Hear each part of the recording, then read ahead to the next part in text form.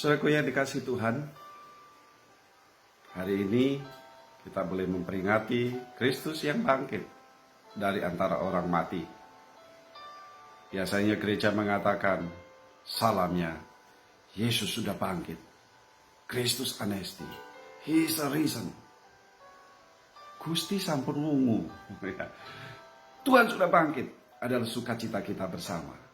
Dan atas nama Badan Pengurus Daerah Bali Gereja Kemah Injil Indonesia, kami menyampaikan selamat merayakan Paskah kebangkitan Yesus Kristus dari antara orang mati.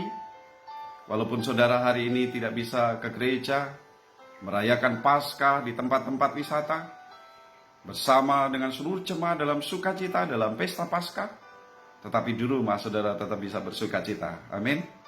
Ialah sukacita itu tidak akan dikalahkan oleh karena ketakutan-ketakutan, kekhawatiran terhadap virus corona atau COVID-19 yang mewabah di berbagai tempat di seluruh bumi ini.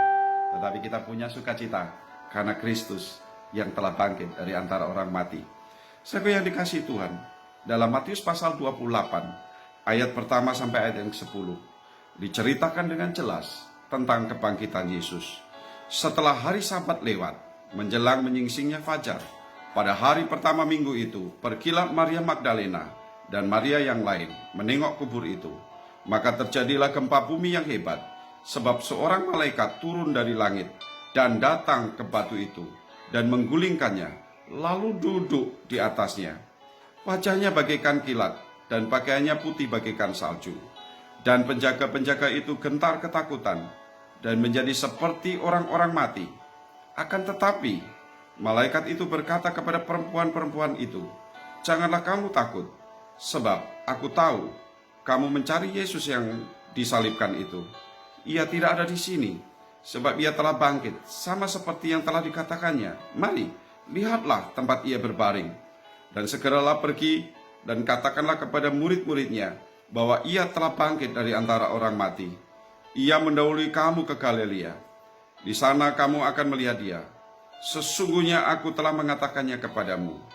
Mereka segera pergi dari kubur itu dengan takut dan dengan sukacita yang besar, dan berlari cepat-cepat untuk memberitahukannya kepada murid-murid Yesus.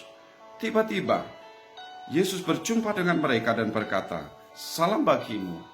Mereka mendekatinya dan memeluk kakinya serta menyembahnya. Maka kata Yesus kepada mereka, "Jangan takut, pergi dan katakanlah kepada saudara-saudaraku supaya mereka pergi ke Galilea, dan di sanalah mereka akan melihat aku." Saudaraku yang dikasihi Tuhan, ada banyak buku yang saat ini meragukan bahwa Kristus sudah bangkit, dikarang oleh orang-orang yang tidak beriman, yang mengingkari terhadap fakta sejarah. Yesus yang bangkit ditulis oleh para sejarawan, dan cerita itu bergema di seluruh wilayah pemerintahan Roma, khususnya ada di wilayah Palestina. Orang-orang Israel tahu, walaupun imam-imam besar mencoba membuat cerita tandingan bahwa mayat Yesus dicuri dan disebarkan ke berbagai tempat, tetapi fakta Yesus yang bangkit tidak bisa dipungkiri, tidak bisa lagi dibantah, karena lebih dari 500 saudara sekaligus Yesus datang menjumpai, murid-murid semua dijumpai, dan mereka semua mengatakan, "Kami saksi, kami masih hidup." Itu yang dikatakan dalam 1 Korintus pasal yang ke-15. Dan tidak perlu kita ragu lagi. So, kalau kita mengimani Yesus yang mati di kayu salib untuk menebus dosa kita, bukan berhenti di situ. Karena Yesus yang menebus dosa kita, juga ia memberikan jaminan kehidupan setelah mati. Bukan hanya jaminan kehidupan setelah mati, dia naik ke surga dan menyediakan tempat bagi kita. Itulah Injil. Injil berbicara Yesus yang mati, Yesus yang bangkit, Yesus yang naik ke surga. Dan kita semua tahu, janjinya juga diberikan kepada murid-murid dan kepada kita. Dia akan datang kembali bersama malaikat-malaikatnya, menjemput kita, membangkitkan kita yang mati, dan mengubah hidup kita bersama-sama dengan dia dalam tubuh kemuliaan. Saudaraku yang dikasihi Tuhan,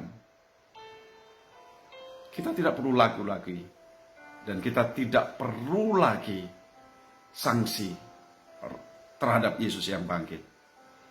Fakta yang dikatakan bahwa perempuan yang bercerita pertama Itu tidak lazim dalam tulisan sejarah pada masa itu. Itu juga tidak lazim dan tidak mudah diterima kalau seorang perempuan memberi kesaksian. Itu tidak benar dan itu tidak bisa diterima oleh orang-orang yang hidup dalam budaya paternalistik. Tetapi Injil dengan sangat berani menuliskan, perempuanlah yang jadi saksi. Kami tidak membuat cerita lain, karena faktanya memang perempuan. Kalau sebuah tulisan ditulis, biasanya bisa saja untuk menyenangkan orang dan untuk ikuti budaya pada waktu itu. Maka yang harus ditulis di situ adalah saksinya haruslah laki-laki. Tetapi ditulis oleh Matius, kontras dengan apa yang dikatakan oleh para imam. Murid-murid itu telah mencuri mayat Yesus. Bagaimana bisa menggulingkan batu yang besar yang sudah dimeteraikan oleh Pilatus? Tidak mungkin. Bagaimana mungkin dicuri? Ada penjaga yang menjaga sepanjang malam itu kubur Yesus. Karena diceritakan pada hari yang ketiga Yesus akan bangkit.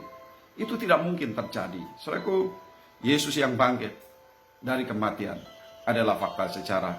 Ditulis oleh penulis Injil apa adanya. Supaya kita tahu bahwa iman kepada Kristus yang bangkit adalah kebenaran. Itu bukan dongeng. Itu juga bukan rekayasa. Itu bukan diada-ada, karena ditulis apa adanya. Saudaraku yang dikasihi Tuhan, berdasar Kristus yang bangkit, seluruh perjanjian baru memberi dasar dari iman ini. Iman kita dibangun di atas dasar Yesus bangkit. Ini sentral, karena ini berbicara tentang kehidupan setelah mati. Bagaimana saudara bisa membuktikan ada kehidupan setelah mati kalau Tuhan tidak menyatakannya bagi kita, kalau Tuhan tidak membuktikannya bagi kita? Ini yang diharapkan oleh para nabi, ini yang diharapkan oleh orang-orang saleh. Karena itu ketika Yesus bangkit, kebangkitannya menjadi dasar dari seluruh iman yang harus dibangun manusia di atas bumi ini. Inilah Injil, inilah kabar baik, Yesus yang bangkit. Mari rayakan sukacita itu bersama keluargamu. Mari rayakan sukacita Paskah Yesus yang bangkit ini dalam keterbatasan karena social distancing yang sudah ditetapkan oleh pemerintah dan bahkan dunia.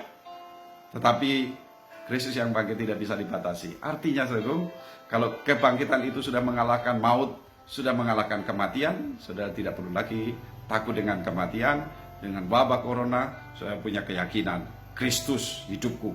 Mati sekarang, mati besok, sama saja. Lebih cepat, lebih baik. Tapi kalau hidup berarti memberi berkat, menjadi berkat bagi orang lain.